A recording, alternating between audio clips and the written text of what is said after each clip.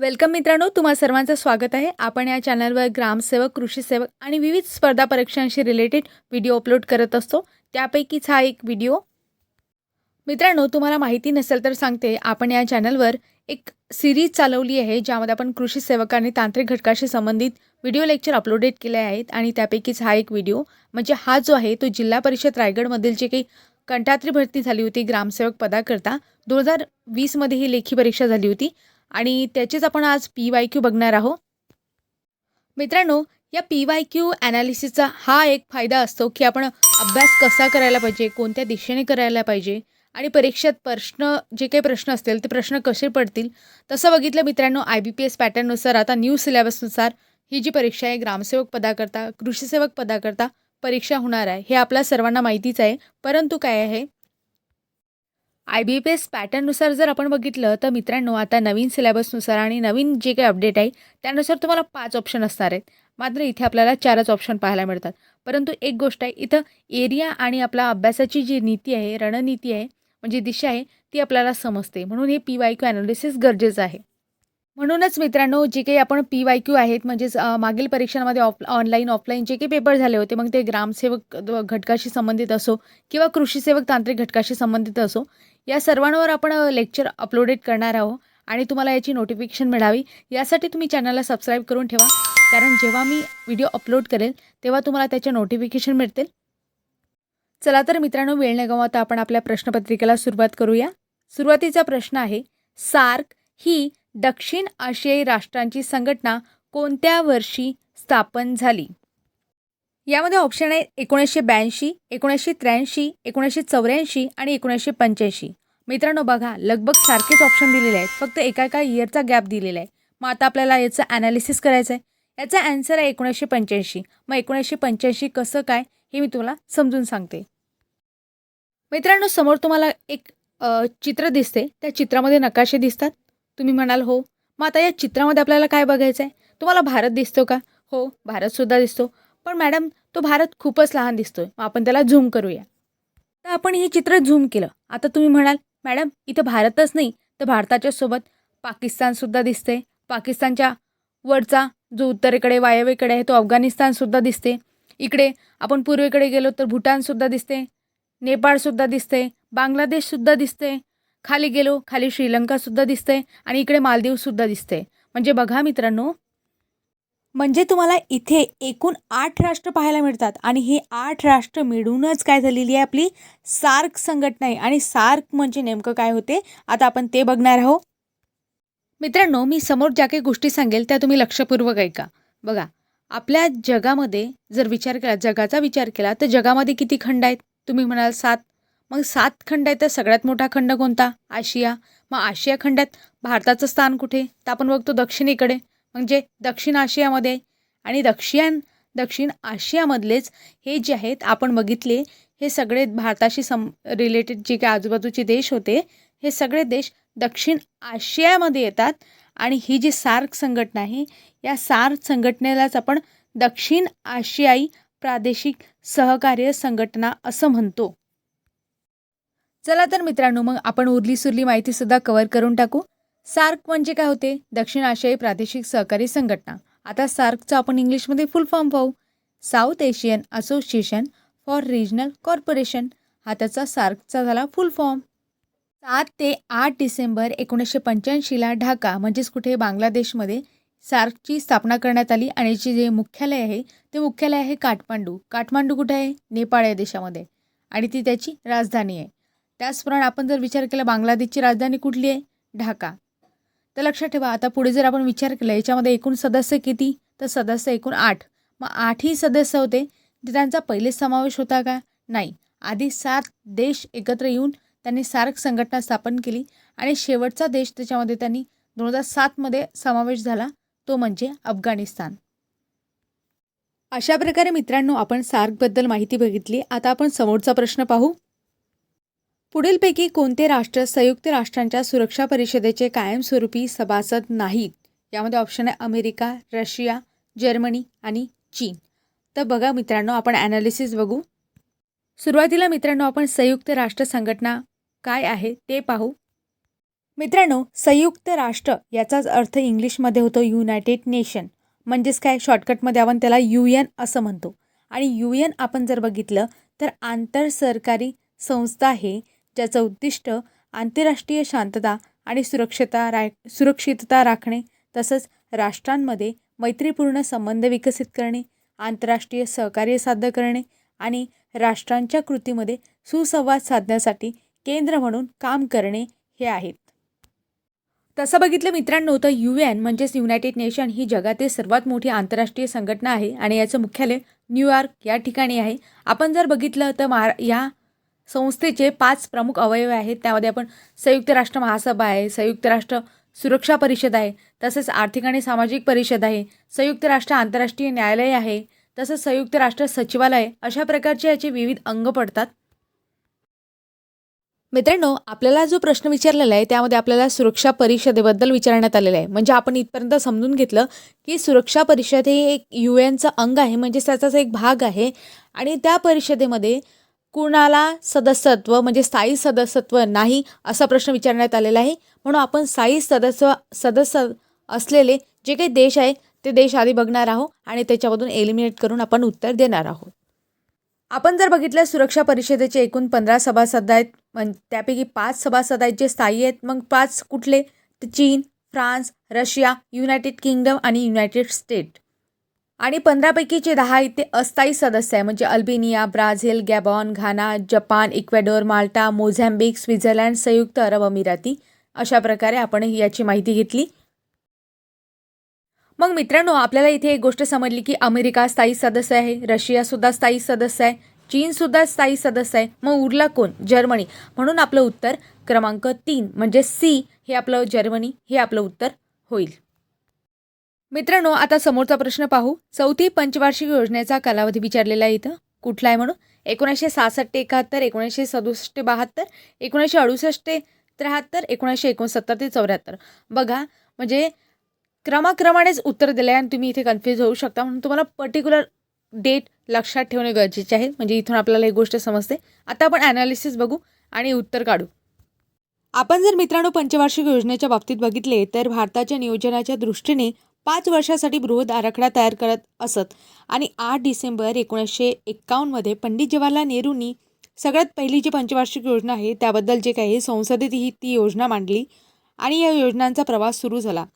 बघा, 8 डिसेंबर 1951 पंडित जवाहरलाल नेहरूंनी योजना जरी मांडली असली तरी तिचा कार्यकाळ मात्र आपण 1 एप्रिल 1951 पासून पकडतो. म्हणजे आपली पहिली पंचवार्षिक योजना कधी होईल? 1 एप्रिल 1951 ते 5 वर्षासाठी आहे, म्हणून 56 पर्यंत. म्हणजेच किती? 1 एप्रिल 1951 ते 31 मार्च 1956 पर्यंत लागू. मग अशा प्रकारे 5-5 वर्ष वाढत जायचं. मग असं करता पण मित्रांनो, आपण जर 5-5 वर्ष वाढत गेलो तर आपल्या प्रश्नाचं उत्तर चुकून जाईल. लक्षात ठेवा. कारण काय, तर पहिल्या ज्या 3 योजना आहे ना मित्रांनो, त्या पंचवार्षिक योजना सुरळीत चालल्या, म्हणजे त्यामध्ये कुठल्याही प्रकारचा विघ्न वगैरे काही चाललं नाही. नंतर जर आपण विचार केला तर तिसऱ्या पंचवार्षिक योजना काळात काय झालं? चीनचं युद्ध, पाकिस्तानचं युद्ध, दुष्काळाची परिस्थिती होती. मग अशा वेळेस ज्या आपण पंचवार्षिक योजना प्लॅन केल्या होत्या त्या सुरळीत चालू ठेवणं शक्य नव्हतं आणि त्या झाल्याही नसत्या, कारण की तेवढ्या ज्या आर्थिक आणि जो काही कलह होता त्याच्यामुळे त्या गोष्टी शक्य झाल्या नाहीत. मग नंतर काय झालं? पंचवार्षिक योजनांना 3 वर्ष सुट्टी देण्यात आली. आपण जर बघितलं 1 एप्रिल 1966 ते 31 मार्च 1969 या दरम्यान जे आहेत त्यांना योजना सुट्टीचा कालावधी असं सुद्धा म्हणतात. आणि चौथी पंचवार्षिक योजना नंतर आपला 1969 पासून सुरू करण्यात आली आणि ती 1974ला संपली. म्हणजे तिचे पूर्ण 5 वर्षसुद्धा कंप्लीट झाला नाहीत. आणि आपला हाच प्रश्न आहे की चौथी पंचवार्षिक योजनेचा कालावधी किती होता?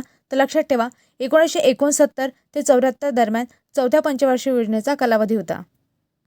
चौथ्या पंचवार्षिक योजनेबद्दल आपण डिटेल माहिती बघितली तर आपल्याला माहिती पडते की या योजनेचं नाव होतं स्थैर्यासह आर्थिक वाढ. आणि आपण जर बघितलं तर याच योजनेमध्ये 1968 देशाचं पहिलं राष्ट्रीय शिक्षण धोरणसुद्धा जाहीर करण्यात आलं होतं. या योजनेचे ज्या अध्यक्ष होत्या त्या इंदिरा गांधी ह्या होत्या आणि उपाध्यक्ष धनंजय गाडगीळ होते. आणि हे आपल्यासाठी महत्त्वाची गोष्ट मित्रांनो, धनंजय गाडगीळ आपल्या महाराष्ट्रातील होते. नंतर आपण जर विचार केला तर C. सुब्रमण्यम जे होते ते पण होते आणि दुर्गाप्रसाद धर हे सुद्धा त्यामध्ये होते. आणि चौथ्या पंचवार्षिक योजनेचं ॲलन मॅन आणि अशोक रुद्र यांनी जे काही स्वीकारलेलं जे मान अशोक प्रतिमान होतं त्या प्रतिमानावर ही योजना आधारित होती. अशा प्रकारे मित्रांनो आपण चौथ्या पंचवार्षिक योजनेचं ॲनालिसिस बघितलं. त्यामध्ये आपल्याला समजलं की उत्तर 1969 ते 74 दरम्यान चौथ्या पंचवार्षिक योजनेचा जो कालावधी होता तो होता. आता आपण पुढचा प्रश्न पाहू. त्यामध्ये वटवाघळाचा समावेश कशामध्ये होतो असा प्रश्न विचारलेला आहे. ऑप्शन आहे उभयचर, सरीसृप, पक्षी आणि सस्तन.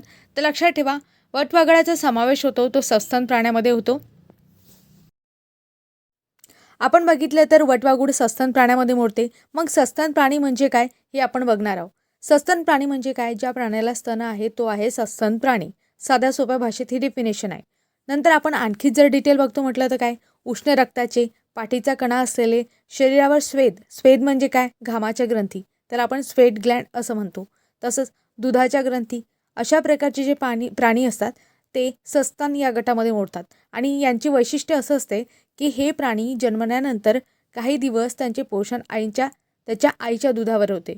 म्हणून यामध्ये जर आपण एक्झाम्पल बघितले तर माणूस, मांजर आणि वटवाघूळ इत्यादींचा समावेश होतो. म्हणून मित्रांनो आपल्या प्रश्नाचं उत्तर हे सस्तन प्राणी होईल, कारण वटवाघूळ हे सस्तन प्राण्यामध्ये मोडतात. मित्रांनो पुढचा प्रश्न, हिराकुंड योजना ही निर्मिती कोणत्या पंचवार्षिक योजनेची फलनिष्पत्ती आहे किंवा निष्पत्ती आहे? यामध्ये ऑप्शन आहेत पहिल्या, दुसऱ्या, तिसऱ्या आणि चौथ्या. तर लक्षात ठेवा मित्रांनो याचं उत्तर होईल पहिल्या पंचवार्षिक योजनेची ही निर्मिती आहे. आता मी तुम्हाला पहिल्या पंचवार्षिक योजनेबद्दल थोडक्यात माहिती सांगते. पहिली पंचवार्षिक योजना आपण बघतोय 1951 ते 1956 या कालावधी दरम्यान झाली. आणि या कालावधीत जर आपण विचार केला तर अध्यक्ष जे होते ते पंडित जवाहरलाल नेहरू होते. उपाध्यक्ष जे होते ते गुलझारीलाल नंदा होते. आणि प्रतिमान कोणत्या प्रतिमानावर ही आधारित आहे असा सुद्धा प्रश्न परीक्षेमध्ये विचारतात, म्हणजे MPSCला वगैरे विचारतात, कंबाईन वगैरे. तर आपण यामध्ये असा प्रश्न विचारू शकते कोणत्या प्रतिमानावर ती आधारित होती? तर हेरॉल्ड व डोमर यांनी जे काही प्रतिमान मांडले होते म्हणून त्याला आपण हेरॉल्ड डोमर प्रतिमान म्हणतो. या प्रतिमानावर ती आधारित होती. आणखी महत्त्वाची गोष्ट म्हणजे या ज्या योजना आहे या योजनेचं नाव काय होतं? तर याला पुनरुत्थान योजना म्हणून सुद्धा ओळखलं जाते. पहिल्या पंचवार्षिक योजनेशी रिलेटेड बरेचसे महत्त्वाचे इम्पॉर्टंट आणि इंटरेस्टिंग असे फॅक्ट्स आहेत, मी तुम्हाला थोडक्यात सांगते. बघा पहिल्या पंचवार्षिक योजनेमध्ये काय झालं होतं आपल्याला माहिती आहे मित्रांनो की 1947ला आपल्या भारताला स्वातंत्र्य मिळालं. नंतर आपली जी पहिली निवडणूक झाली, म्हणजे पहिल्या ज्या काही निवडणूक झाली त्यावेळेस जनमताने पंडित जवाहरलाल नेहरू काँग्रेसचे जे काही होते ते सगळ्यात पहिले पंतप्रधान म्हणून निवडून आले. आणि त्याच वेळेस जर आपण निवडणूक आयुक्त बघतो तर निवडणूक आयुक्त होते त्यावेळेचे सुकुमार सेन होते, जे पहिले निवडणूक आयुक्त होते. ते सुद्धा त्यांची सुद्धा नियुक्ती याच काळात झाली. नंतर आपण बघतो की जे काही आपलं स्टेट ऑर्गनायझेशन होतं, आपल्याला माहीत आहे की आपले जे राज्य होते ते राज्य तयार झाले नव्हते. आपण कितीतरी संस्थाने एकत्रित करून हा भारत देश तयार झाला होता. आणि सगळ्यात पहिलं जे आंध्र प्रदेश राज्य निर्मितीचा जो काही ठराव होता, म्हणजे तेलुगू भाषिकांचं एक राज्य असावं, ते राज्यसुद्धा याच पंचवार्षिक योजनेमध्ये आपल्याला बघायला मिळते, म्हणजे त्याची निर्मिती झाली. नंतर आपण महत्त्वाची गोष्ट म्हणजे आपण बघतो मित्रांनो की भारताला 1947ला जेव्हा स्वातंत्र्य मिळालं त्यावेळेसचा जो परिस्थिती होती अत्यंत भयावह परिस्थिती होती. म्हणजे हिंदी मुस्लिम दंगे होते. पाकिस्तानातून जे काही आपल्या भारतामध्ये पुनर्वसन करण्यात आले होते तसे 60 लाख लोक होते ज्यांचं पुनर्वसन करणं गरजेचं होतं. देशामध्ये मुस्लिमांचे काही सांप्रदायिक शक्तीपासून संरक्षण करणं गरजेचं होतं. संस्थानांचं विलगीकरण होते. म्हणजे आपल्याला बघतो की आपले हे राज्यसुद्धा तयार झाले नव्हते त्यावेळेस. आणखी महत्त्वाची गोष्ट म्हणजे कम्युनिस्टांची बंडखोरी होती. राजकीय स्थैर्य ठेवणं खूप महत्त्वाचं होतं. आणि अशाच परिस्थितीत मित्रांनो आपल्या भारताकडे त्यावेळेस खाण्यासाठी सुद्धा काहीच अन्नधान्यसुद्धा उपलब्ध नव्हतं. आणि यावेळेस जर आपण बघतो पहिल्या पंचवार्षिक योजना ज्यावेळेस नेहरूंनी सुरू केली त्यावेळेस त्या अंतर्गत आपण बघतो की पब्लिक लॉ होता 480. हा तुम्हाला विचारला, म्हणजे हा बऱ्याच परीक्षांमध्ये विचारला गेलेला प्रश्न आहे. पब्लिक लॉ 480 त्या अंतर्गत आपण अमेरिकेकडून काय केलं होतं? गव्हाची आयात केली होती. आणि याच PL 480 कायद्यानुसार मित्रांनो काय केलं होतं आपण अमेरिकेकडून काही गहू आयात केले होते. कारण की आपल्याला माहिती आहे आपल्याकडे जीवन मरणाचा प्रश्न होता. आपल्याला खाण्याकडे काहीच नव्हतं. मात्र असं म्हणतात की अमेरिकेकडे जो गहू होता ते इतक्या लो क्वालिटीचे होते की ते त्यांच्या गुराढोरांना तसेच डुकरांना ते गहू खाऊ घालत असं, म्हणजे त्यांच्यापासून बनवलेले पदार्थ खाऊ घालत असं. मात्र आपण ते आपल्या लोकांच्या जीविकेसाठी इथे भारतात बोलावले होते. आणि या गवतातच आपल्याला अमेरिकेतून जे काही गाजर गवत होतं ते भारतात आलं होतं. आणि त्यालाच आपण पार्थेनम हिस्टेरोफोरस असं सुद्धा म्हणतो. आणि याचा प्रसार जो आहे गाजर गवताचा तो अमेरिकेकडून भारतामध्ये झालेला आहे, म्हणून हा सुद्धा प्रश्न विचारू शकतात मित्रांनो तुम्हाला. म्हणून मी आजूबाजूची माहितीसुद्धा कव्हर करत आहे. तसंच पहिल्या पंचवार्षिक योजनेबद्दल आपण आणखी माहिती बघितली तर यामध्ये आपल्याला पहिलं औद्योगिक धोरण जे होतं 6 एप्रिल 1948ला जे जाहीर झालं होतं ते सुद्धा याच पंचवार्षिक योजनेमध्ये जाहीर झालं होतं. नंतर आपण बघतो UGCची स्थापना म्हणजे युनिव्हर्सिटी ग्रँड कमिशनची स्थापनासुद्धा याच पंचवार्षिक योजनेमध्ये झाली होती. आणखी IIT खरगपूर जे होतं पहिलं जे इंडियन इन्स्टिट्यूट होतं ऑफ टेक्नॉलॉजी खरगपूरमधलं त्यालासुद्धा मान्यता देण्यात आली होती. नंतर आपण जर बघतो की समुदाय विकास कार्यक्रम आपण म्हणजे आधी आपण बघितलाच आहे की 2 ऑक्टोबर 1952 पासून भारतामध्ये समुदाय विकास कार्यक्रम सुरू झाला होता. आणि नंतर आपण बघतो की राष्ट्रीय विस्तार योजनासुद्धा याच काळात झाली होती 1953मध्ये. नंतर दामोदर खोरे विकास प्रकल्प आहे, तसंच भाकरानंगल धरण आहे, कोसी धरण आहे, हिराकुंड धरण आहे, सिंद्री खत कारखाना आहे. हा पहिला खत कारखाना आहे म्हणून ऑब्जेक्टिव्ह विचारू शकतात ॲग्रिकल्चरशी संबंधित आहे म्हणून की पहिला खत कारखाना कुठे होता तर झारखंड राज्यामध्ये धनबाद जिल्ह्यामध्ये हा खत कारखाना आहे. याबद्दल सुद्धा प्रश्न पडलेला आहे म्हणून लक्षात ठेवा. हा सगळ्यात पहिला मोठा खत कारखाना होता जो ऑक्टोबर 1951मध्ये स्थापन करण्यात आला होता आणि त्याची पुनर्रचना मात्र 1974मध्ये समोर करण्यात आली होती.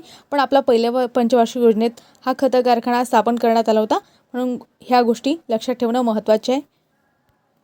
मित्रांनो आपण जर पुढचं बघितलं तर हिंदुस्तान अँटीबायोटिक्स याची स्थापना जी आहे ती WHO आणि युनिसेफच्या मदतीने जर आपण बघितलं पुण्यामध्ये करण्यात आली होती जवाहरलाल नेहरू यांच्या हस्ते 10 मार्च 1954ला. त्याचं स्वस्त औषधे म्हणजे पर्टिक्युलर जर आपण औषधांमध्ये विचार केला तर पेनिसिलिन तिथे बनत होतं आणि याच्यासाठीच हिंदुस्तान अँटीबायोटिक्स याची स्थापना करण्यात आली होती आणि ते पुण्यामध्ये करण्यात आली होती. त्याचं सेंटर विचारतात म्हणून लक्षात ठेवा, हा ऑब्जेक्टिव्ह म्हणून येऊ शकतो. अशा प्रकारे मित्रांनो आपण पहिल्या पंचवार्षिक योजनेबद्दल माहिती घेतली आणि हे सर्व माहिती एकदम परीक्षाभिमुख आहे. यावर प्रत्येक घटकावर आधी वेगवेगळ्या परीक्षांमध्ये प्रश्न पडलेले आहेत म्हणून तुम्ही ऑब्जेक्टिव्ह म्हणून गोष्टी काही लक्षात ठेवा. पुढचा प्रश्न आहे मित्रांनो, द ग्रेट रिबेलियन या पुस्तकाचे लेखक कोण आहे? हा एक फॅक्च्युअल क्वेश्चन आहे, यामध्ये आपल्याला नाव माहिती असणं गरजेचं आहे. इथे ऑप्शन आहेत मित्रांनो, अशोक कोठारी, अशोक मेहता, डॉक्टर SN सेन आणि पु ल देशपांडे. तर लक्षात ठेवा ऑप्शन क्रमांक B याचं बरोबर उत्तर होईल अशोक मेहता. आणि अशोक मेहताबद्दल आपल्याला अधिक ती माहिती जर पाहायची असेल तर आपल्याला आपण बघतो की 2 टायर सिस्टीम आहे म्हणजेच पंचायत राजशी संबंधित आहे. ती 2 टायर सिस्टीम अशोक मेहता यांनी दिली होती. अशा प्रकारे आपण काही माहिती बघितली. आता आपण समोरचा प्रश्न पाहू मित्रांनो, ग्रामसभेचे सभासद होण्यासाठी किमान वय किती वर्ष असावे? यामध्ये साधा सोपा प्रश्न विचारलेला आहे. आता तुम्हाला ग्रामसभा आणि ग्रामपंचायत यामधला फरक समजला पाहिजे. बऱ्याच लोकांना हा फरक सुद्धा समजत नाही. लक्षात घ्या मित्रांनो, ग्रामपंचायतीचाच एक भाग आहे ग्रामसभा, ज्यामध्ये लोकांमध्ये आपण जर बघतो की जे काही गावातील नागरिक आहेत ते म्हणजे 18+ जे आहेत आणि ज्यांचं मतदार यादीमध्ये नाव आहे असे सगळे प्रौढ व्यक्ती जे असतील ते ग्रामसभा या गटामध्ये मोडतात म्हणजे यात मोडतात. आणि ग्रामसभा जर विचार केला तर ग्रामसभेच्या एकूण 4 बैठका होत असतात, आपण बघितलं होतं. म्हणजे याचा आपला सेपरेट व्हिडिओज आहे ग्रामीण स्थानिक स्वराज्य संस्था, त्यामध्ये आपण ग्रामपंचायत, ग्रामसभा, ग्रामसेवक या पदाबद्दल डिटेल माहिती घेतलेली आहे आणि तो परीक्षाभिमुख आहे. तुम्ही परीक्षेला जाण्याआधी तो व्हिडिओ नक्की पाहून जा. त्या लिंक मी तुम्हाला डिस्क्रिप्शनमध्ये टाकून देईल. मित्रांनो आपण ग्रामसभा बघितला आणि ग्रामपंचायत बघितलं, यामधलं जर अंतर बघितलं तर ग्रामपंचायतीची बैठक दर महिन्याला होत असते म्हणजे किमान एक तरी बैठक झाली पाहिजे असं सांगण्यात आलेलं आहे. मात्र ग्रामसभा जर आपण बघतो आधी 6 बैठका व्हायच्या वर्षातून, बरं का, वर्षातून 6 बैठका व्हायच्या. पण आता जर विचारलं तर आपण किती होतात तर 4च होतात आणि 4सुद्धा त्या प्रमुख दिनी होतात. त्यामध्ये आपण बघितलं तर 26 जानेवारी आहे, त्याच्यानंतर आपण बघतो 1 मे आपला महाराष्ट्र दिन आहे, नंतर आपण बघतो 15 ऑगस्ट आहे म्हणजे स्वातंत्र्य दिनाच्या दिवशी आणि 2 ऑक्टोबरला काय असते गांधी जयंती. या 4 प्रमुख दिनी जी आहे ते ग्रामसभेची बैठक होणे अनिवार्य आहे. आणि इथला जर आपण प्रश्न बघितला तर प्रश्नामध्ये आहे ग्रामसभेचे सभासद होण्यासाठी किमान वय किती वर्ष असावे लागते. तर आपल्याला माहिती आहे गावातील मतदार ज्याचं मतदार यादीत नाव आहे मग किमान वय किती असणार आहे 18. कारण की आपल्याला माहिती आहे मतदानाचा हक्क आपण कधीपासून बजावू शकतो, आपलं वय वर्ष 18 झालं तेव्हापासून. आणि ही कोणती घटना दुरुस्ती आहे ते मला तुम्ही कमेंटमध्ये सांगा आणि कोणी केली ते सुद्धा मला कमेंटमध्ये सांगा. म्हणून मित्रांनो या प्रश्नाचं उत्तर ऑप्शन क्रमांक B 18 हे बरोबर होईल. आता आपण समोरचा प्रश्न पाहू. 2020 साली खेलो इंडिया युवा क्रीडा स्पर्धा कोठे आयोजित केली? हा 2020चा प्रश्न मित्रांनो, आता त्यावेळेचा होता. मग आपल्याची लिंक लागली पाहिजे की आता काय प्रश्न विचारू शकतात. म्हणजेच करंटचा जर आपण विचार केला तर त्यामध्ये जे काही स्पर्धा आहेत त्याच्यानंतर पुरस्कार आहेत यावर प्रश्न हमखास पडू शकतो, ही आपल्याला इथून समजते. आता लक्षात ठेवा याचं ऑप्शन काय असेल तर जयपूर हे याचं ऑप्शन आहे. 2020 साली खेलो इंडिया युवा स्पर्धा जी होती जयपूरमध्ये आयोजित करण्यात आली होती. आता आपण समोरचा प्रश्न पाहू. प्रश्न आहे, कोकण किनारपट्टी श्रीकामजागा किती किलोमीटर लांबीचा समुद्रकिनारा लाभलेला आहे? त्यामध्ये ऑप्शन आहेत 720, 520, 780, 650. तर येथे ऑप्शन क्रमांक 1 याचं बरोबर उत्तर आहे. 720 किलोमीटर लांबीचा समुद्रकिनारा लाभलेला आहे. मित्रांनो, चला आता प्रश्नाचा ॲनालिसिस करू. आपल्याला माहिती आहे भारत एक द्वीपकल्प आहे. द्वीपकल्प म्हणजे काय? ज्याच्या तिन्ही बाजूंनी समुद्र वेढलेले आहे आणि एका बाजूने जमीन आहे. आपल्याला माहिती आहे की भारताच्या जर आपण पश्चिमेला बघितलं तर अरबी समुद्र आहे. पूर्वेला आणि आग्नेय दिशेला जर बघितलं, पूर्व आग्नेय दिशेला तर आपल्याला बंगालचा उपसागर पाहायला मिळतो. आणि दक्षिणेला जर आपण बघितलं तर दक्षिणेला आपल्याला हिंदी महासागर पाहायला मिळतो. मग तिन्ही बाजूने समुद्र वेढलेला आहे. आणि असं जर विचार केलं तर भारतातले 9 राज्य आहेत ज्यांना समुद्र किनारा लाभतो. मग असे 9 राज्य कोणते? गुजरात, महाराष्ट्र, गोवा, कर्नाटक, केरळ, तामिळनाडू, आंध्र प्रदेश, ओडिसा आणि पश्चिम बंगाल. आणि या व्यतिरिक्त जर आपण मित्रांनो बघितलं तर अंदमान निकोबार आहे, हे सुद्धा बेटे आहेत. त्या बेटांना सुद्धा आजूबाजूचा समुद्रकिनारा तो लाभलेला आहे. मग आपण जर मुख्य भूमीचा विचार केला तर मुख्य भूमीला म्हणजे 9 राज्यांना आपण बघितलं तर 7,516 पैकी 5,422.6 किलोमीटर लांबीचा समुद्रकिनारा लाभलेला आहे. आणि उरलेला जो आहे तो बेटांना लाभलेला आहे. म्हणजे काही बेट आपल्या भारताअंतर्गत येतात त्यांना जर विचार केला तर 2,094 किलोमीटर इतका समुद्रकिनारा लाभलेला आहे. आणि मित्रांनो, पर्टिक्युलर आपण एखाद्या राज्याला म्हणजे सर्वाधिक जास्त समुद्रकिनारा कुठल्या राज्याला लागलेला आहे तर लक्षात ठेवा गुजरात या राज्याला लागलेला आहे. आणि त्यानंतर बाकीच्या राज्यांचा क्रमांक लागतो. आता ते बाकीचे राज्य कुठले आणि कोणत्या क्रमांकावर आहे हे तुम्ही मला कमेंटमध्ये सांगा. आपण जर विचार केला महाराष्ट्राचा तर महाराष्ट्राचा जो काही समुद्रकिनारा आहे त्याला आपण काय म्हणतो? कोकण किनारपट्टी असं म्हणतो. म्हणजे प्रत्येक किनारपट्टीला वेगवेगळे नावं आहे. तसं महाराष्ट्रातला जो काही समुद्रकिनारा आहे त्याला म्हणजे ते किनारपट्टी त्याला आपण कोकण किनारपट्टी असं म्हणतो. आणि यामध्ये सुद्धा आपण कोकण किनारपट्टीमध्ये बघतो मित्रांनो की असे कोणते जिल्हे आहेत की ज्यांना सर्वाधिक जास्त समुद्रकिनारा लाभलेला आहे. त्यामध्ये आपण जर बघितलं एकूण 720 किलोमीटर लांबीच्या समुद्रकिनाऱ्यापैकी रत्नागिरी जिल्ह्याला म्हणजे सर्वाधिक 237 किलोमीटर लांबीचा समुद्रकिनारा लाभलेला आहे. त्याच्यानंतर रायगडचा नंबर लागतो, नंतर सिंधुदुर्ग, नंतर ठाणे, पालघर. अशा प्रकारे ही माहिती आपल्याला माहिती असायला हवी.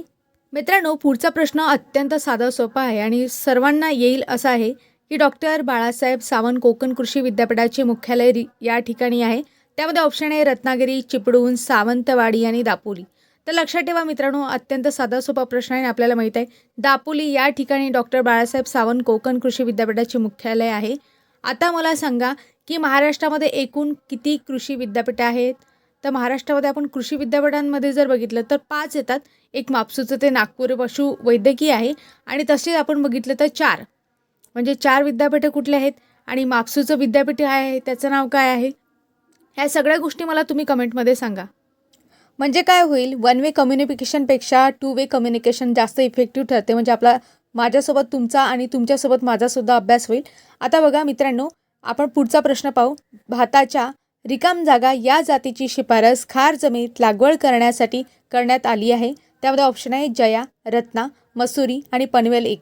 तर लक्षात ठेवा मित्रांनो, पनवेल 1 ही जी जात आहे ती खार जमिनीत लागवड करण्यासाठी शिफारस करण्यात आलेली आहे. पुढचा प्रश्न पाहू मित्रांनो. खालीलपैकी कोणते हिरवळीचे खत नाही? यामध्ये ऑप्शन आहेत चवडी, ताक, बरसीम आणि भुईमुंग पेंड. तर लक्षात ठेवा मित्रांनो, यामध्ये आपण जर बघितलं तर भुईमुंग पेंड हे याचं बरोबर उत्तर होईल. बऱ्याच मित्रांना हिरवळीचं खत म्हणजे काय याबद्दल माहिती नसते, तर थोडक्यात सांगते मित्रांनो. बघा, हिरवळीचं खत म्हणजे काय असणार आहे की आपल्या जमिनीमध्ये सुपीकता वाढावी, अन्नद्रव्याची मुबलक प्रमाणात उपलब्धता व्हावी यासाठी आपण काय करतो, जमिनीमध्ये हिरवा पाला असणारी जे काही झाडं आहेत आणि कुजणारी जी झाडं आहेत, लवकर कुजणारी अशी झाडं आपण जमिनीमध्ये गाडतो, ज्याच्यामध्ये कोडे कोडे पानं, डहाळ्या वगैरे ह्या पण गोष्टी असतात जे लवकर सडवू शकतात आणि कुजू शकतात, ज्यामुळे सेंद्रिय पदार्थ तयार होऊ शकतो. आणि मग ते गाडल्यानंतर काय होते, जमिनीमध्ये त्याचं खत तयार होते आणि त्या खतालाच आपण हिरवळीचं खत असं म्हणतो, कारण की आपण हिरवा पाला असणारी झाडे किंवा पाला असणारे जे काही कोळी फांद्या वगैरे असतात त्या गाडलेल्या असतात आणि म्हणूनच त्याला आपण त्यापासून खत तयार होते, त्यालासाठी म्हणून आपण त्याला हिरवडीचं खत असं म्हणतो. पुढचा प्रश्न आहे मित्रांनो, अत्यंत साधा सोपा आणि लॉजिकल प्रश्न आहे. खालीलपैकी कोणते सेंद्रिय खत नाही? त्यामध्ये ऑप्शन आहेत कंपोस्ट, शेणखत, गोबर गॅस, स्लरी आणि धैंचा. तर लक्षात ठेवा मित्रांनो, कंपोस्ट आहे, शेणखत आहे आणि गोबर गॅस स्लरी आहेत. हे सगळे काय आहे? सेंद्रिय खत आहेत. मात्र धैंचा हे जे आहे ते हिरवडीचे खत या गटामध्ये मोडतो आणि धैंचा तसं बघितलं आपण हे पीकसुद्धा आहे, म्हणून हा ऑप्शन आपण इथे देऊ शकतो. म्हणून ऑप्शन क्रमांक डी याचं बरोबर उत्तर होईल की धैंचा हिरवडीच्या खतामध्ये मोडते, सेंद्रिय खतात मोडत नाही, म्हणून ऑप्शन क्रमांक डी बरोबर. आता पुढचा प्रश्न पाहू मित्रांनो, खालीलपैकी कोणते रासायनिक खत नाही? यामध्ये ऑप्शन आहेत करंज पेंट, DAP, SSP आणि नीम कोटेड युरिया. तर यामध्ये लक्षात ठेवा मित्रांनो, रासायनिक खत नाही असा प्रश्न विचारलेला आहे, म्हणून नाही या गोष्टीवर लक्षात ठेवायचं. करंज पेंट हे जे आहे ते हिरवडीच्या खतामध्ये मोडते, बाकी DAP आहे, SSP आहे आणि नीम कोटेड युरिया हे कशामध्ये मोडते? रासायनिक खतामध्ये मोडते.